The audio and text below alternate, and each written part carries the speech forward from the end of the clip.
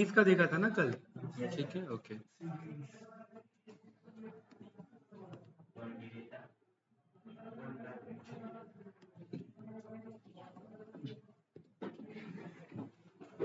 भाई आपका टाइमिंग का इश्यू है क्या, उसका कुछ टेस्ट का? ठीक है। पांडास डे 3 राइट, एंड आज हम स्टार्ट करेंगे। हाँ भाई संदीप बताओ भाई क्या हुआ?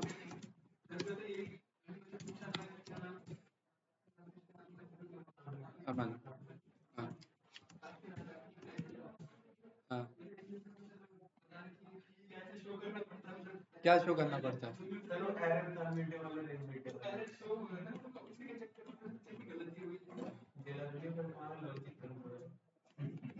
ठीक है, इंपोर्ट पांडास एज पीडी हमने यहाँ पर कर लिया। ठीक है भाई, अब इधर फोकस करो। डेट, जब हमारे पास यहाँ पर 1D डेटा होता है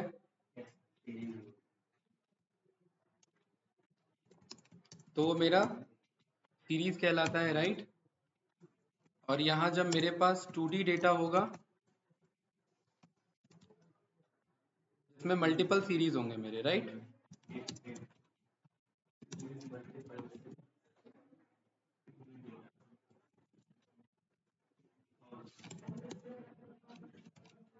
तो वो मेरा डेटा फ्रेम कहलाएगा, राइट। डेटा फ्रेम को शॉर्ट में हम डीएफ बोल देते हैं। कोई डाउट इसमें? नो, ठीक है।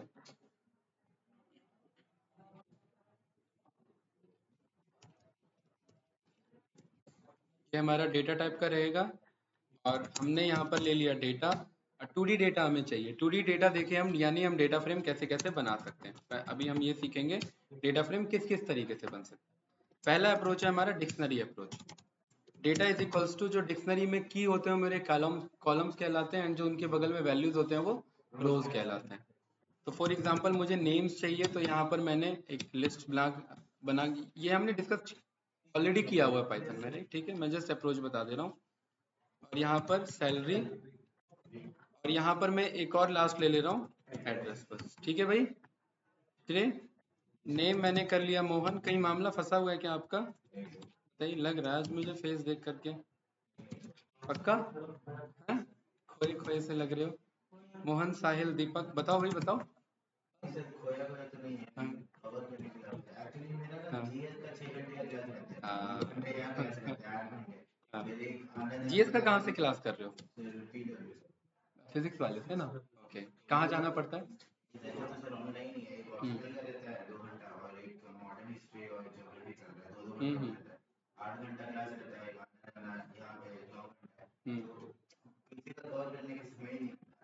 कितने बजे से कितने बजे तक क्लास चलता है?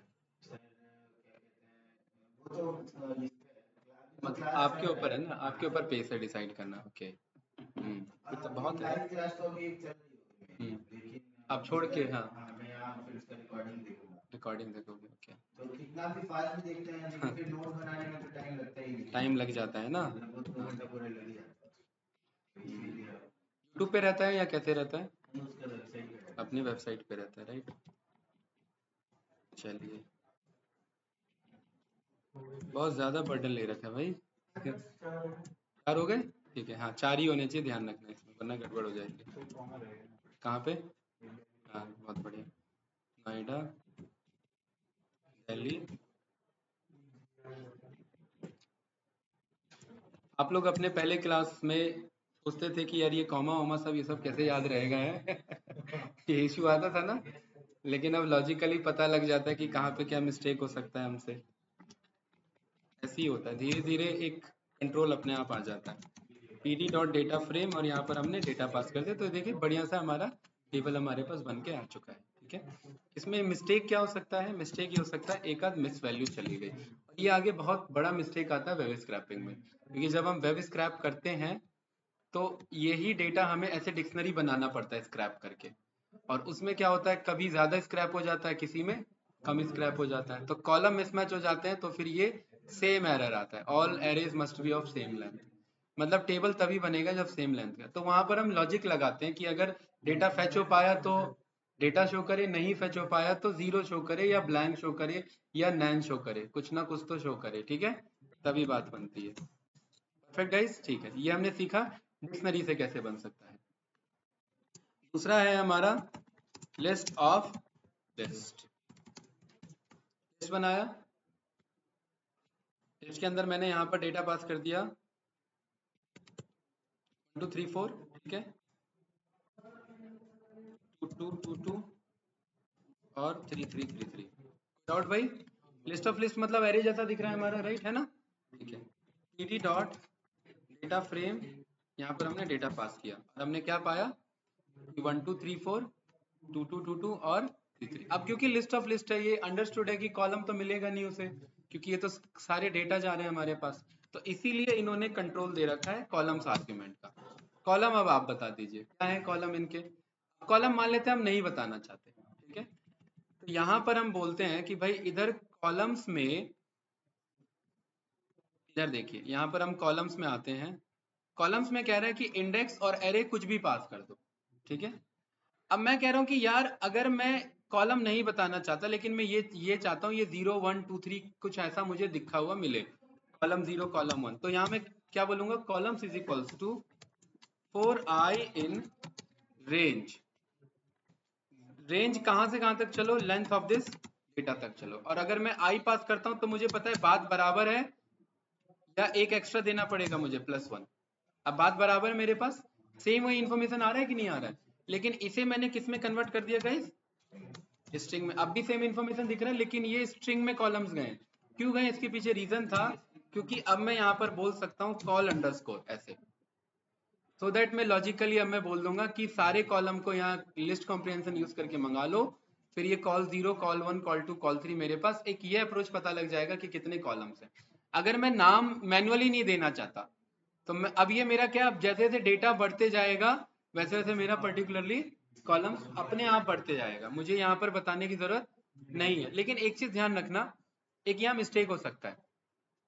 अगर मैं length of this data fetch कर रहा हूँ, तो ये क्या बता रहा है मुझे 3, मैंने बोल दिया 3 में एक ऐड कर लो तो क्या हो गया मेरा 4।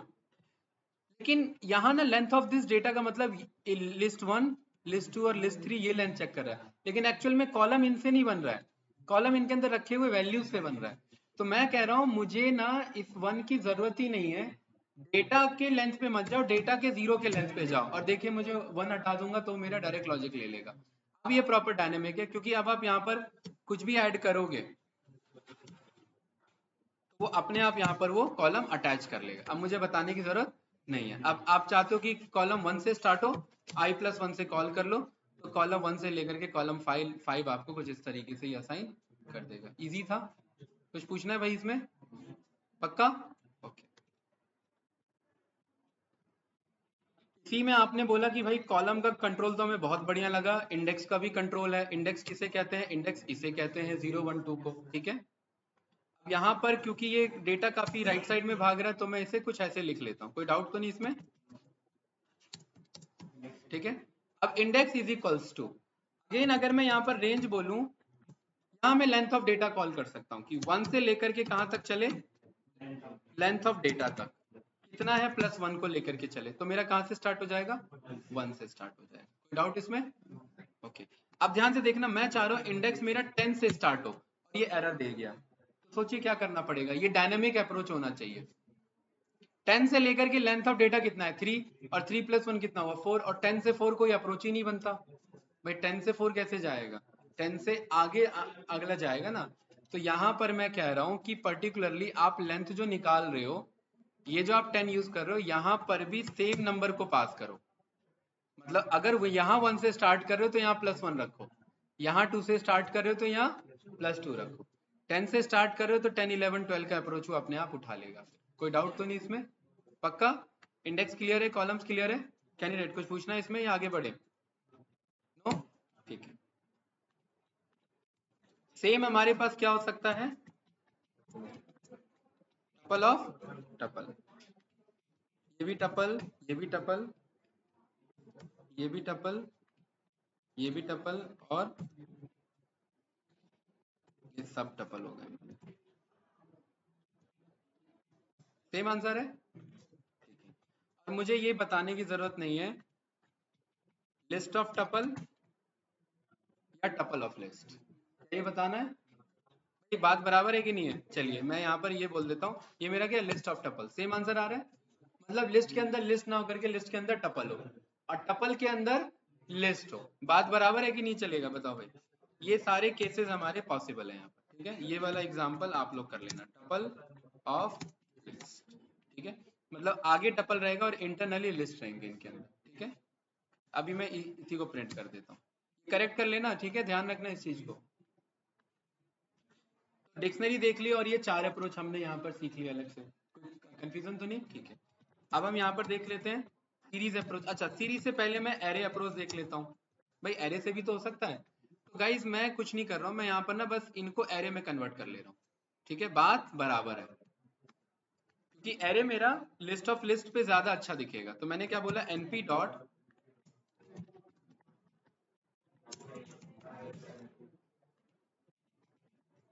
एनपी डॉट एरे, ठीक है। और बाकी का कोड क्या है, मैं सेम यूज कर लूंगा। देखिए आ रहा है कि नहीं आ रहा है मेरा? एरे भी बन सकता है, कोई कंफ्यूजन इसमें? नो। अब भाई श्रेय, मुझे यहाँ पर एक ऐसा डेटा फ्रेम चाहिए जिसमें सब में 5 भरा हो, एरे कॉन्सेप्ट का यूज करके सोचिए। np dot A R R A Y, मुझे पता है कि मैं 1D एरे नहीं लूंगा, क्योंकि डेटा फ्रेम बनाना है तो मुझे 2D एरे लेना पड़ेगा। हाँ तो बताइए, बताओ बताओ। अरे भाई हमने पढ़ा हुआ, भूल गए, सारा एरे भूल के बैठे। np डॉट फुल, फुल में हम बताते हैं कि कितने बाय कितने का चाहिए। मैंने बोल दिया 5 बाय 5 का चाहिए, क्या फिल करना है? 5 फिल करना है, ये एरे बना लिया। और इस एरे को मुझे इस कोड के आगे भेज देना है कि नहीं? ये कोड तो हमारा डायनेमिक है ना, वो अपने आप पता कर लेता है कि कॉलम वॉलम क्या बनने हैं। हमें वो सारे कोड को कंट्रोल करने की जरूरत नहीं है, वो अपने आप पता कर लेता है, ठीक है भाई। अब यहाँ से ना इंडेक्स में इतना ज्यादा कॉम्प्लिकेटेड कोड मत रखो, सिंपल रहने दो। इंडेक्स 0 से चल रहा है, कोई बात नहीं, हमें कॉलम अप्रोच समझना है। सारे 5 फिल हो गए। किसी भी डेटा में किसी भी कॉलम में आपको कुछ भी फिल कराना हो तो एरे का कॉन्सेप्ट यूज करके फिल किया जा सकता है। पक्का? कोई डाउट? चलिए बहुत बढ़िया। Array, array I think clear है। अच्छा, अगर मैं यहाँ पर 3D एरे ले लूँ तो data is equals to np dot random dot randint. यहाँ पर मैं कह रहा हूँ एक से लेकर के 100 के 3x3x3 के मुझे एरे दे दे, ठीक है।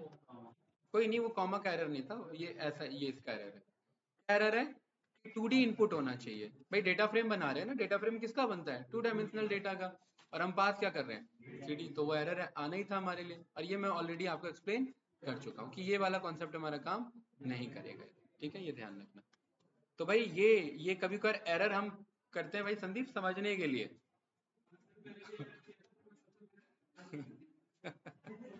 ठीक है।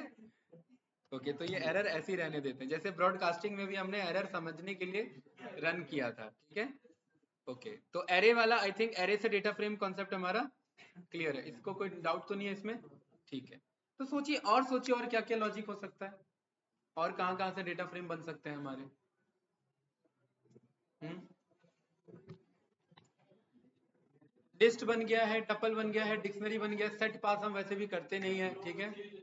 हाँ, वो डेटा आगे पीछे हो जाता है। और सोचो भाई, फ्लोट से, फ्लोट का कोई मतलब, हम तो ये बना रहे हैं ना, फ्लोट तो एक सिंगल वैल्यू है ना, फ्लोट तो हम पास करेंगे किसी में। अरे आप कॉम्प्लेक्स से क्यों नहीं बना सकते भाई, आप समझ नहीं रहे मेरे कहने का मतलब। वो तो वैल्यूज हो गया ना, मैं डेटा फ्रेम का कॉन्सेप्ट पास कर रहा हूँ। मैं कह रहा हूँ यहाँ पर आप 5 - 5 j से आप पूरे को फिल कर लो, ये बना लिया ना। ये बात इसकी थोड़ी ना है, बात इसकी नहीं है कि कॉम्प्लेक्स शो करना है, बात इसकी है कि अप्रोच और क्या क्या हो सकता है। ये एरे अप्रोच है, अभी एरे से हमने डेटा फ्रेम बनाया, मुझे और कोई अप्रोच पूछ रहा हूँ मैं, बताइए। हम यहाँ पर रीड कर सकते हैं किसे? CSV को। रीड कर सकते हैं हम यहाँ पर किसे? एक्सेल को, ठीक है। डाउट तो नहीं? रीड कर सकते हैं यहाँ पर हम जेसॉन को। जेसॉन मतलब वही डिक्शनरी डेटा समझना, ठीक है। और एक खतरनाक कोड देखिए, पहले ये 3 से पहले एक खतरनाक दिखाता हूँ आपको, राइट। अब मुझे याद नहीं आ रहा, मैं फिर भी एक बार ट्राई करता हूँ क्या है वो। जैसे फॉर एग्जाम्पल ये लिखा हुआ है, name comma age comma salary, ठीक है, अमन 12 और ये करण 23 और ये। कोई डाउट भाई? ये मेरा स्ट्रिंग है, ठीक है, इसे मैंने क्या नाम दे दिया, डेटा। अब मैं चाह रहा हूँ ये मेरा डेटा फ्रेम में कन्वर्ट हो। सोचिए, दिमाग लगाइए, बेसिक पाइथन लॉजिक वॉजिक जो लगाना लगाइए, सोचिए कैसे बनेगा, सोचिए। ये स्ट्रिंग है मेरा, एक तो मॉड्यूल अप्रोच है और एक हमारे पास एक और अप्रोच है। हाँ, स्प्लिट करके कर सकते हैं। कॉमा से स्प्लिट करेंगे तो गड़बड़ हो जाएगा ना। Data dot split, split lines, उस लेसन पे स्प्लिट कर देगा, पहला रो, दूसरा रो, तीसरा रो, ठीक है।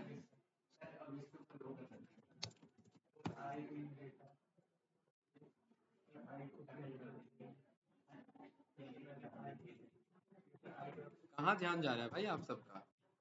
आई को स्प्लिट कर दिया हमने, क्या कर दिया, ये बन गया कि नहीं बन गया, लिस्ट ऑफ लिस्ट।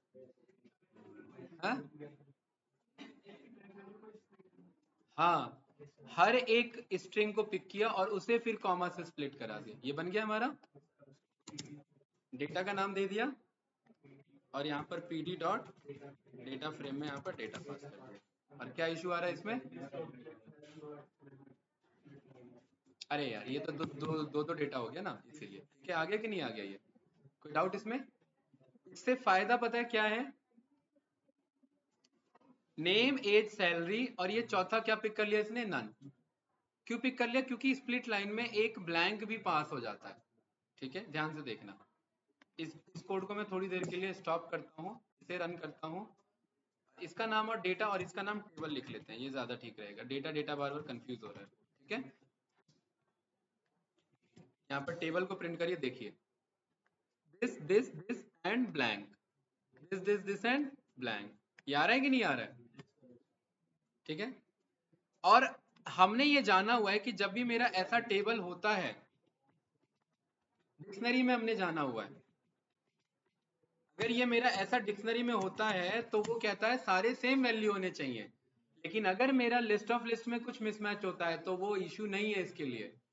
ये कॉन्सेप्ट समझना था, वो अपने आप यहाँ पर ये ब्लैंक है, ये वैल्यू है इधर एक, और इन दोनों में कुछ पास नहीं हो सका तो उसने नन फिल कर लिया। तो हम ये अप्रोच भी यूज कर लेते हैं वेब स्क्रैपिंग के टाइम में, सो दैट कि हमारा डिक्शनरी कॉन्सेप्ट हमें दिक्कत ना दे, ये कॉन्सेप्ट हमें वहां पर बचा ले, कि जहां जहां पर अपने आप डेटा आ रहा है तो ठीक है, नहीं आ रहा तो नन असाइन कर ले उधर, तो फिर हमें लॉजिक नहीं लगाना पड़ेगा इस हेल्प का। कोई डाउट इसमें? तो अगर इस तरीके का भी डेटा है तो भी मेरा किस में कन्वर्ट हो सकता है, डेटा फ्रेम में। अब इसमें दिक्कत ये है कि पहला तो मेरा कॉलम है, कॉलम का हेडर है ना, और ये क्या बना रहा है, उसे रो बना रहा है कि नहीं है? इसमें मेरे पास जब हम डेटा को रीड करते हैं, ठीक है, जब हम रीड करते हैं तो यहाँ पर कॉलम को प्रमोट करने, ये हेडर को प्रमोट करने का ऑप्शन आता है, नहीं आ रहा है ना? तो यहाँ पर हम बोल देंगे डॉट,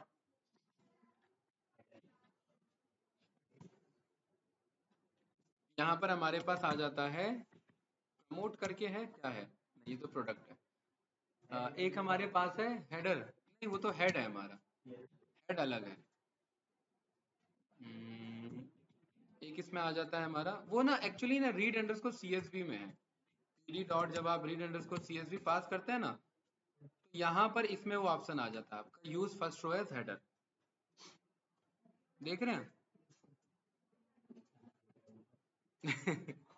हाँ देख रहे हो भाई अमन? यहाँ पर आ जाता है हमारा,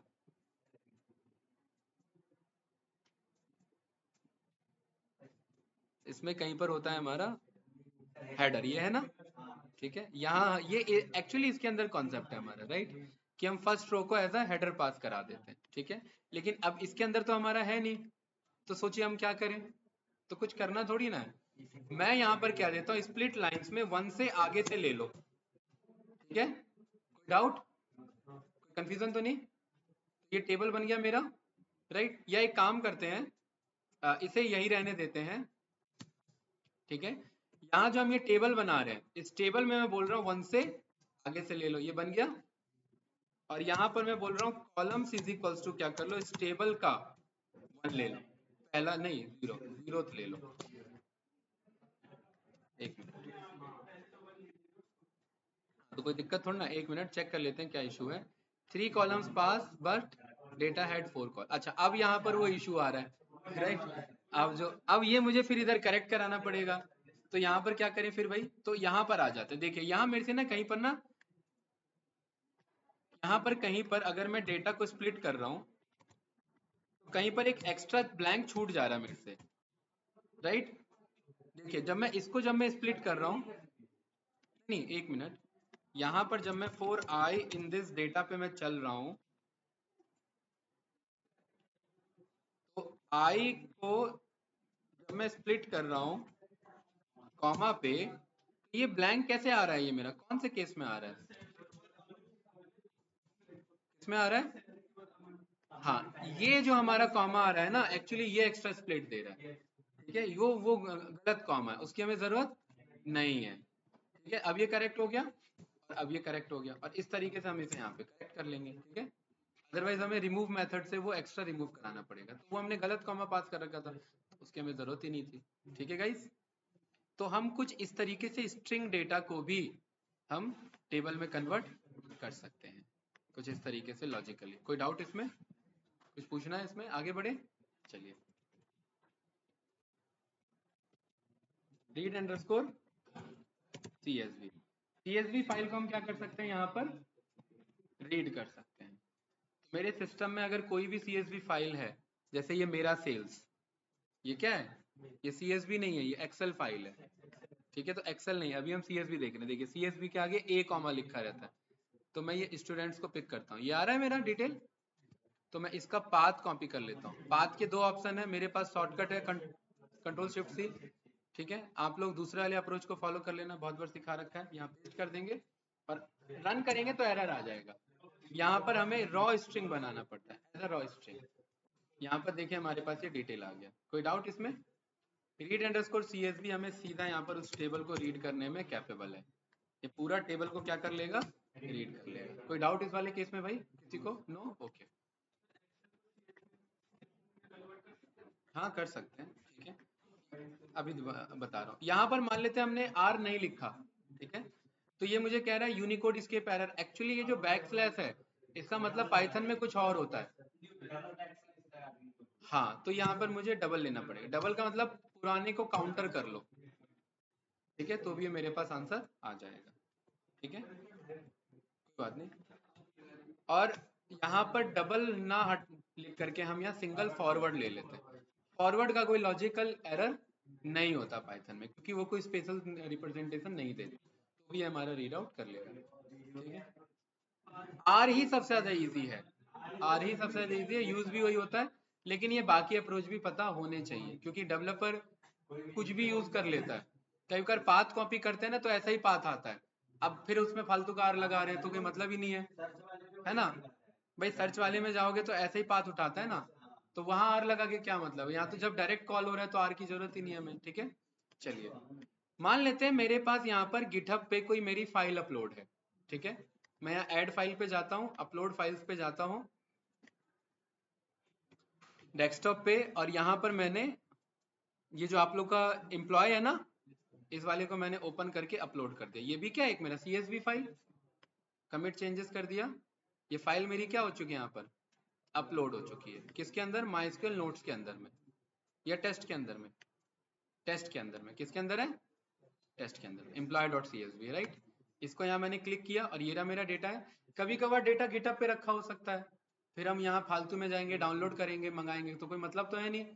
तो मैं यहाँ से इस URL को सीधा कॉपी कर लूंगा, राइट, और यहाँ मैं बोल दूंगा pd.read_csv, और यहाँ पर ये पाथ पास कर दूं। अब पाथ बहुत बड़ा होता है इसका, तो path is equals to triple quote में ये पाथ पेस्ट कर देंगे। कोई डाउट, यहाँ पर ये पाथ में डायरेक्टली रन करूंगा। अब देखिए आर लगाने की जरूरत है क्या, ऑलरेडी फॉरवर्ड स्लैश में ये मैं रन करूंगा तो मेरे को एरर दे देगा, पार्स एरर दे देगा। पार्स एरर कहता है कि मैं टोकनाइज नहीं कर पाया, मैं गिटहब के साथ यहाँ पर जो है कन्फ्लिक्ट हो चुका है हमारा, ठीक है। तो यहाँ पर मुझे बोलना पड़ेगा कि ये एक रॉ स्ट्रिंग है, तो यहाँ मुझे बोलना पड़ेगा raw is equals to question mark देकर, क्वेश्चन मार्क का मतलब होता है ऑप्शनल, ट्रू, ट्रू पाइथन वाले ट्रू नहीं, नॉर्मल ट्रू। रन करेंगे ये मेरे को डेटा ला करके दे देगा। मतलब अब मैं किसी के भी गिटहब के, हाँ, किसी के भी गिटहब के रखे हुए सीएसवी डेटा को हम सीधा मंगा सकते हैं, कहाँ पर, पाइथन में। और यहाँ पर मैं सीधा बोल सकता हूँ टेबल, और यहाँ पर मैं अब इस टेबल पे मुझे जो काम करना है वो काम मैं यहाँ पर, कंफ्यूजन इसमें पक्का ना, नो, इजी है, ठीक है। तो कुछ इस तरीके से मेरे पास ये यहाँ पर ऐसे आ सकता है, राइट। हमने रीड सीएसवी देख लिया, रीड सीएसवी को और डिटेल में पढ़ेंगे आगे, अभी हम ओवरव्यू ले रहे हैं हम डेटा फ्रेम कैसे कैसे बना सकते हैं, अभी तक हमने बस ये देखा है। ओके, इसके बाद क्या है हमारे पास, रीड एक्सेल, राइट। एक्सेल हमारा क्या है, एक्सेल फाइल, ठीक है। तो यहाँ पर ये मेरा सेल्स था, राइट। ये क्या था, शीट 1, शीट 2 और शीट 3। तो मैं इसी को कॉपी करता हूँ, यहाँ पेस्ट करता हूँ, और यहाँ पर मैंने बोल दिया रीजन में एक काम कर लेना, इसमें टेक विद्या लिख लेना, ये शीट 2 हो गया, और शीट 3 में भी पेस्ट कर देना, और यहाँ पर लिख देना पाइथन, तो दैट हमें ये दिख जाए कि हम पे 3 अलग फाइल है। एक मिनट, इसका इसका हेडर नहीं आया क्या, एक मिनट, शीट कॉपी नहीं हुआ प्रॉपर, ठीक है, राइट। फाइल मेरा सेव हो गया। ओके, पाथ क्या है इसका, control shift C, dot read underscore excel, path को पेस्ट किया, आर लगाया, और ये मेरे पास डेटा आ गया। कौन सा उठाया इसने गाइस, फर्स्ट वाला, ठीक है, बहुत बढ़िया, वही दिखा रहा हूँ। यहाँ पर आपके पास ऑप्शन आ जाएगा शीट नेम, है ना। मैं यहाँ पर कह रहा हूँ कि शीट नेम क्या है मेरा, अब वो फाइल जा करके ओपन करेंगे तो ढूंढेंगे क्या शीट नेम, है ना। दूसरा ऑप्शन है हमारे पास एक्सेल फाइल, एक्सेल फाइल में ये पाथ हमने पास कर दिया, ठीक है, ये रहा। और डॉट इसके अंदर हमारे पास ऑप्शन आ जाएगा शीट नेम्स, ठीक है, ये सारे शीट नेम ला दिए इसने। फाइल ओपन थोड़ा ना करेंगे, अब मुझे पता है भाई अभी तो शीट 1 शीट 2 है तो चलो पास कर दिया, कि एक बार नीचे नेम कुछ और लिखे हो सकते हैं, एक एक ओपन करेंगे, ढूंढेंगे, फिर ओपन करेंगे, फिर ढूंढेंगे, ये तो कोई मतलब ही नहीं है। तो यहाँ पर मैं बोल दूंगा कि मुझे कौन सा फाइल चाहिए, शीट 1, इसको मैं यहाँ पर मैंने बोल दिया ऑल अंडरस्कोर शीट्स, विदाउट, और sheet name is equals to, कौन सा शीट चाहिए मुझे, पहला, ऑल शीट का 0, रन किया तो ये पहला डेटा ला दिया, 1 किया ये दूसरा डेटा ला दिया, 2 किया ये तीसरा डेटा ला दिया। आई थिंक कोई डाउट नहीं होगा। ओके, तीनों अगर मुझे चाहिए तो for I in all sheets, मुझे पता है आई के पास क्या है, सारे शीट के नेम है कि नहीं है गाइस, ठीक है। मैं यहाँ पर कह रहा हूँ कि टेबल, अब ध्यान से समझना, बहुत इंपॉर्टेंट कोड आने वाला है। मैं चाह रहा हूँ 3 टेबल बनाना चाह रहा हूँ, टेबल 1, टेबल 2, टेबल 3, कि टेबल 1 के आगे ये असाइन हो जाए, टेबल 2 के आगे वो, और टेबल 3 के आगे ये। अगर मुझे लूप कॉन्सेप्ट नहीं पता तो मुझे ऐसे बोलना पड़ेगा, table underscore 1 is equals to all sheet underscore 0, control B, control V, table underscore 2, table underscore 3, और यहाँ पर मुझे 1 एंड 2 करना पड़ेगा। ये रन कर दिया, तीनों टेबल है मेरे पास, मेरा टेबल 1, और यहाँ पर है ये रहा मेरा टेबल 2, और इधर है हमारा टेबल,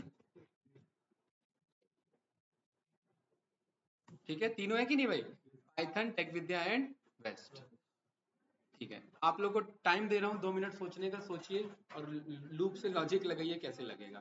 आपको पता है ऑल शीट में सारे शीट्स हैं, बेसिक पाइथन यूज करना है और कुछ नहीं।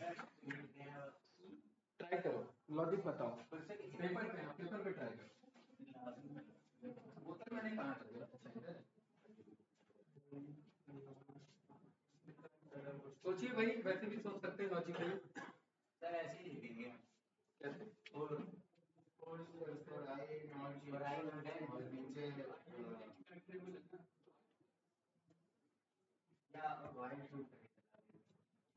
आई इन,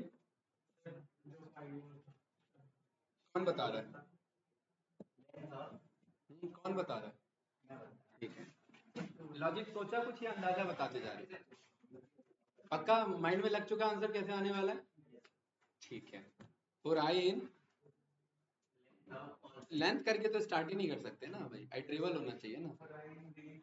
आप कह रहे हो मुझे, मैं सॉल्यूशन सोच चुका लेंथ से स्टार्ट कर रहा हूँ, तो ऐसे कैसे चलेगा भाई? हैं? इस कोड में एक बहुत बड़ा ट्रिक है, ये वैसे नहीं आने वाला जो आप लोग सोच रहे हैं। नहीं संदीप भाई, ऐसे अंदाजा नहीं चलेगा कुछ भी। अगर आप लोग for I in all sheets लिखते हैं, आई के पास क्या है, एक एक शीट है, ठीक है। अब ध्यान से देखना, आप यहाँ ये कोड तो पास कर सकते हैं कि रीड कर लो, किसे रीड कर लो, किसे, आई को। लेकिन सवाल ये कि इसे असाइन कैसे करेंगे, टेबल 1 में, टेबल 2 में, टेबल 3 में। हर एक आइट्रेशन में टेबल 1 में असाइन हो जाए, दूसरा आइट्रेशन में टेबल 2 में असाइन हो जाए, तीसरे में टेबल 3 में असाइन हो जाए। बताओ भाई, जो आपको लग रहा है बताओ, जो आपको लग रहा है बताइए मुझे। आपको ये तो पता है ये कोड रीड तो कर पा रहा है, लेकिन ये टेबल 1 में जाए कैसे? हाँ ठीक है, ऑल टेबल के नाम से। हाँ, एक और ब्लैंक लिस्ट। हाँ, ये किस नाम से? ठीक है, हाँ,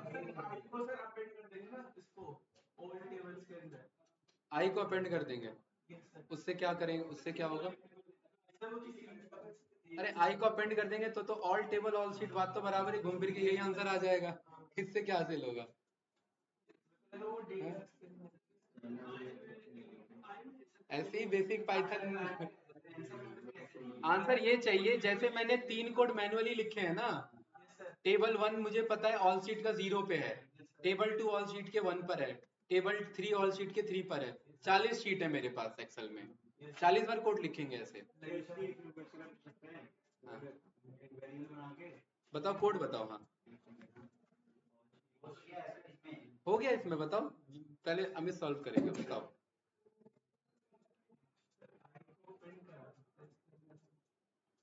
हम्म,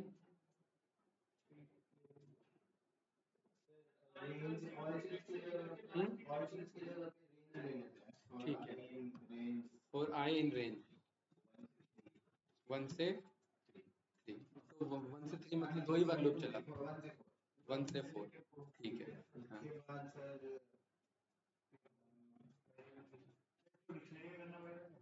हम्म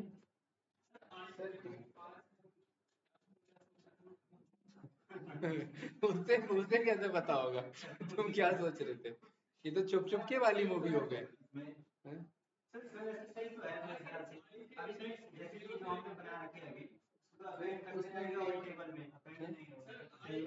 आप ये कहना चाह रहे हैं मैं इस पूरे कोड को ऑल टेबल में अपेंड कर दूं? चलिए मान लेते हैं मैंने ऑल टेबल डॉट अपेंड कर दिया, मैंने किसे, इसको, राइट। यहाँ पर ऑल शीट ही रहने देते हैं ना, क्योंकि आई अपेंड कर रहे हैं, राइट।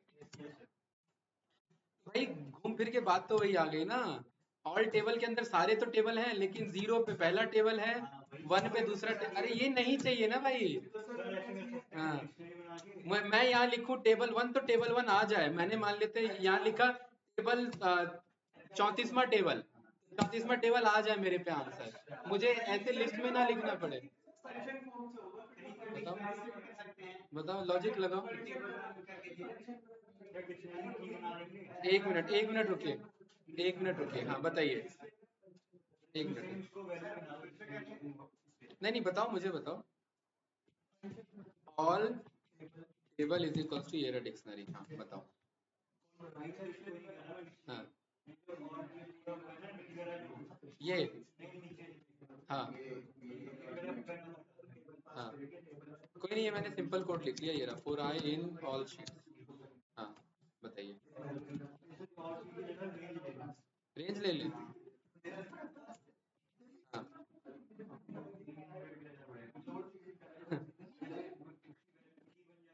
हाँ, फिर वही बात, मामला कहाँ फंसेगा, आपको टेबल का की लिखना पड़ेगा टेबल को मंगाने के लिए। टेबल का वेरिएबल, फिर स्क्वायर ब्रैकेट में टेबल का की, तब जाकर के वो टेबल आएगा। मैं चाह रहा हूँ वेरिएबल में स्टोर हो जाए। आप नहीं समझ रहे हैं मैं चाह क्या रहा हूँ, मैं क्या चाह रहा हूँ, टेबल 1 नाम का अपने आप वेरिएबल बने और टेबल में स्टोर हो जाए। नहीं समझे हैं? ये किसी फंक्शन अप्रोच से सॉल्व नहीं होगा भाई, इसके लिए हम यूज करेंगे एग्जीक्यूट फंक्शन का। ठीक है, हाँ। और ये सारे आप भूल चुके थे, अब ध्यान से समझना मैं क्या कहना चाह रहा हूँ। अब छोड़ दो अब उधर, ध्यान से देखिए, मैं कह रहा हूँ फॉर आई इन रेंज। मैं अभी वो कोड नहीं बता रहा हूँ, मैं एग्जीक्यूट समझा रहा हूँ कि 1 से लेकर के 11 तक चलो। आई के पास क्या है, 1 से 11 है, ठीक है।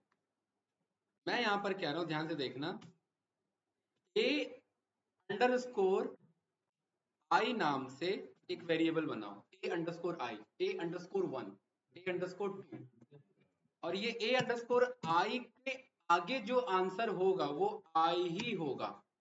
आई मतलब 1 2 3 4 5। अब मुझे पता है ये एक मेरा स्ट्रिंग है और इस पूरे को मैं क्या करवा रहा हूँ, एग्जीक्यूट करवा रहा हूँ। ठीक है, A underscore 1, A underscore 5, A underscore 10। Variable गए कि नहीं गए अपने आप सारे हैं? क्या हमने वेरिएबल मैन्युअली बनाए? वेरिएबल कैसे बनवाया हमने, कोड के थ्रू। अब मैं कह रहा हूँ मान लेते पबजी में 10 लाख बंदे उतर गए, 10 लाख को मुझे 1 से लेकर के, मैं यहाँ पर कह रहा हूँ एक 1 टाइम्स 100,000 10,000 लाख 10 लाख, 10 लाख लोग एक बार में गेम में उतर गए। हर 10 लाख बंदे को मुझे 100 रुपए वो देने हैं, पॉइंट देने हैं। ठीक है, यहाँ पर मैंने क्या बोल दिया, इज इक्वल्स टू 100। रन किया, थोड़ा सा टाइम लेगा क्योंकि 10 लाख आइट्रेशन है, इतना मुझे नहीं रन करना चाहिए था। खैर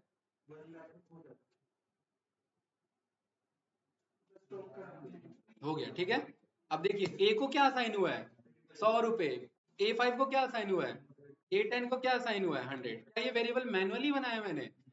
A अंडरस्कोर 999 को क्या असाइन हुआ है, 100। क्या ये सब वेरिएबल कहीं है? बनाए नहीं है, ये कोड से बनवाए हैं। आप लोग हल्के में लेते हैं इस फंक्शन को, ये हल्के में लेने वाला फंक्शन नहीं है, ये बहुत इंपॉर्टेंट फंक्शन है एग्जीक्यूट फंक्शन। ठीक है, ये किसी भी कोड को एग्जीक्यूट करने में कैपेबल है, बड़े से बड़े कोड को। ठीक है, तो यहाँ पर अब मैं बोलूंगा कि ये अपेंड उपेंड कॉन्सेप्ट नहीं चलाना मुझे, for I in all sheets. System hang हो गया क्या मेरा?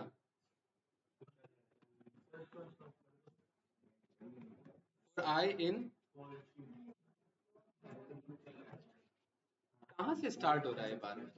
चलिए मुझे ना इसे रीस्टार्ट करना पड़ेगा और फिर इसके बाद मुझे इस कोड को दोबारा चलाना पड़ेगा।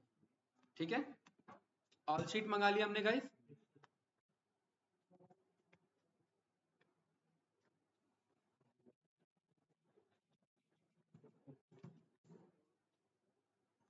ठीक है, टेबल 1 2 3 सारे हमारे पास। ठीक है, ओके,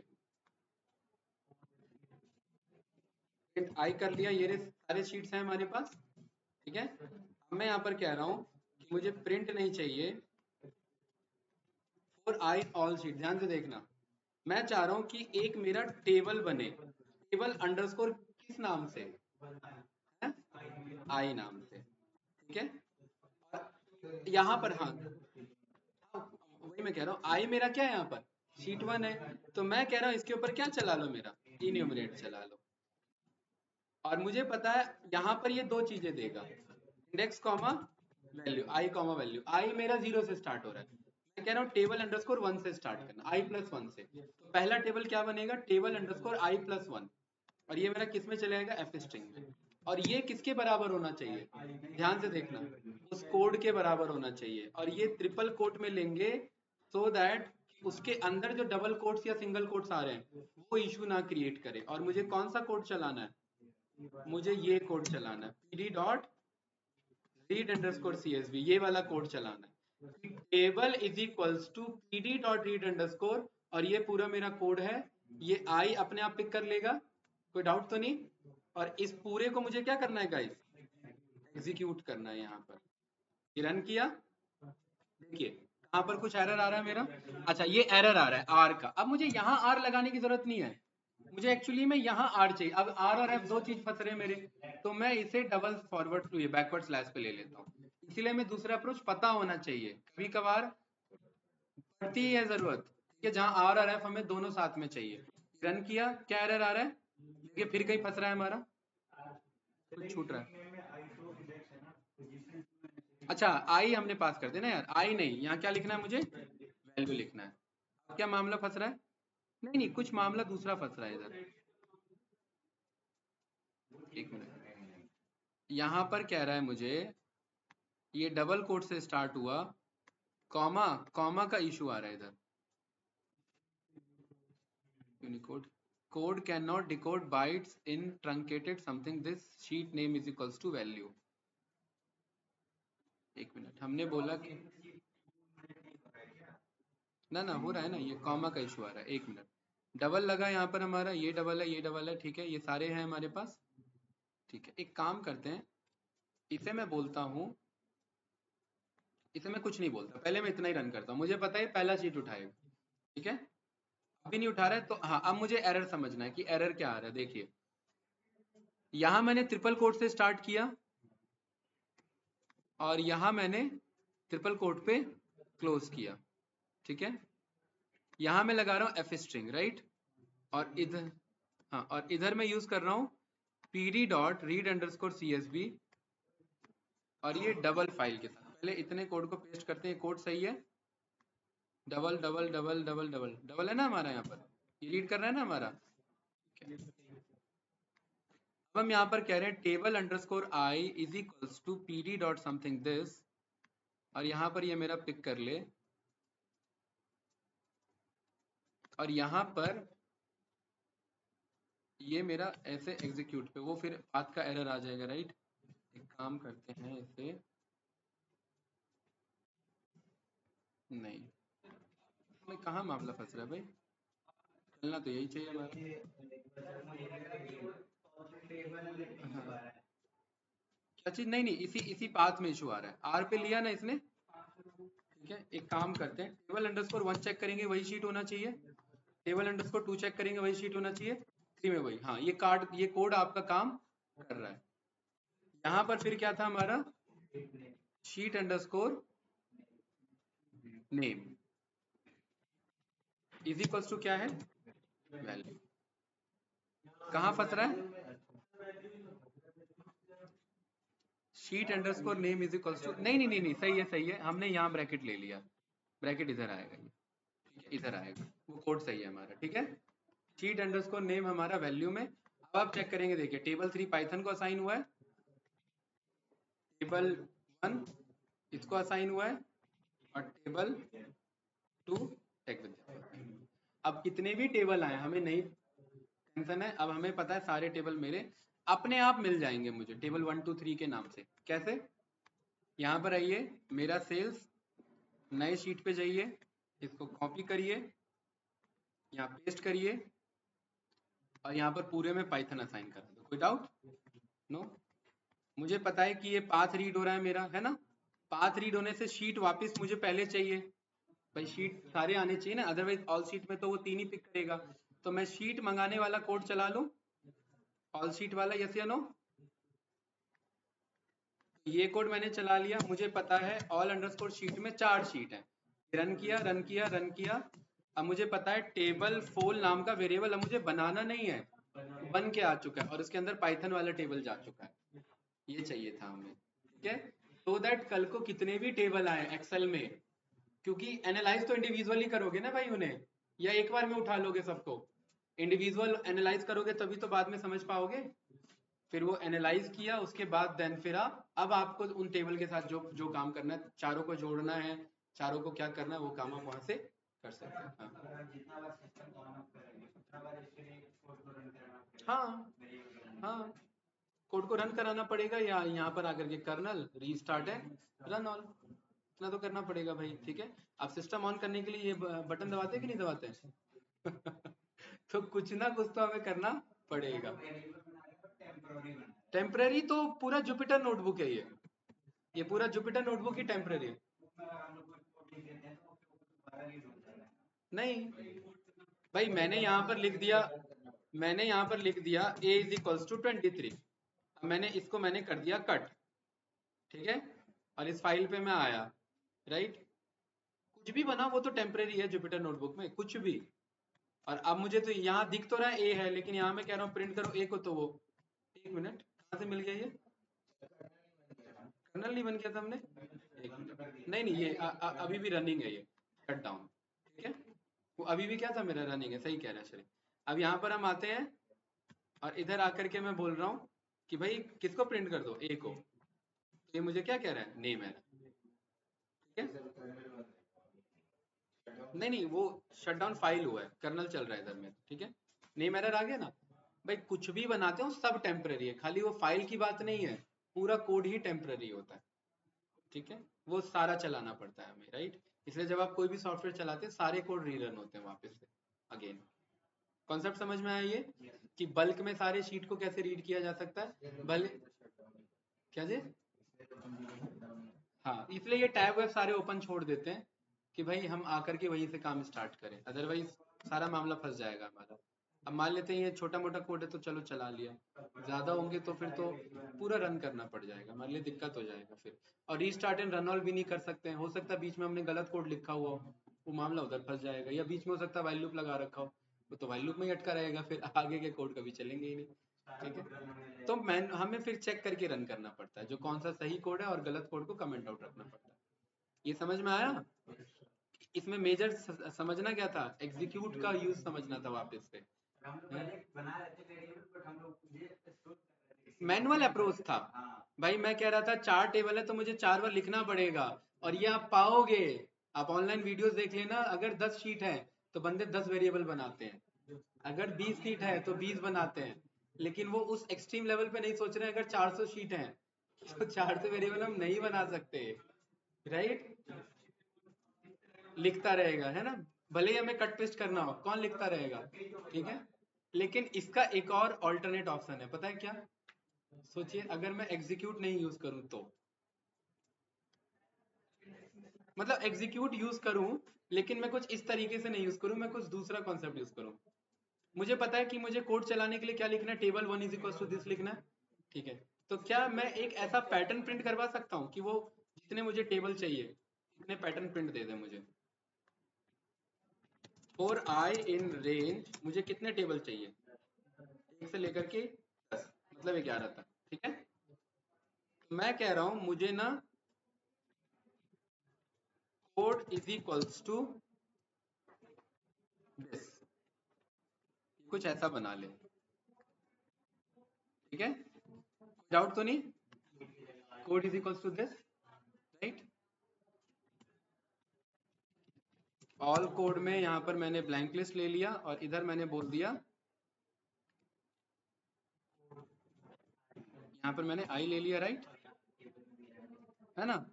ऑल शीट का आई, उतना तो खैर डेटा ही नहीं है हम पे, तो हम इसे कितना चलाना पड़ेगा, एक से लेकर के 4 तक नहीं, जीरो, जीरो से 0 1 2 3 लेंथ ऑफ ऑल शीट, ठीक है। ऑल शीट है ही नहीं अब हमारा, कोड तो कुछ नहीं चलेगा अभी हमारा, मैं जस्ट आपको ये लॉजिक दिखा रहा हूँ कि मैं कहना क्या चाह रहा हूँ, ठीक है। मैं 1 से लेकर के 11 लिख देता हूँ, मुझे एग्जीक्यूट थोड़ा ना करना ही नहीं, मैं यहाँ पर कह रहा हूँ ऑल कोड में जा करके अपेंड कर दो किसे, इस वाले कोड को, अच्छा आर लगा लेते हैं इसमें,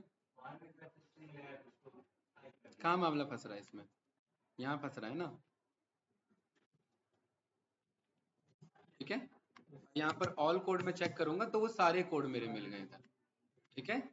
और इसके ऊपर मैं फॉर लूप चला करके और हाँ हर एक को एग्जीक्यूट करवा दूंगा, ठीक है।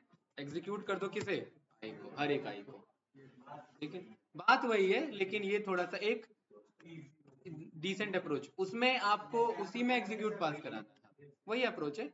लेकिन अब आप यहाँ पर जितने आपके टेबल्स हैं वो आप सारे रीड करवा सकते, 101 टेबल है, पीडी अब कहाँ से, अरे यार हमें एग्जीक्यूट तो चलाना ही नहीं है ना, हमें तो, हाँ वो तो हमने, हमें बस लॉजिकली चेक करना है कि वो दिख कैसा रहा है, ठीक है। सेंड करा लिया हमने आई को, ये वो सारे कोड्स हैं हमारे, राइट।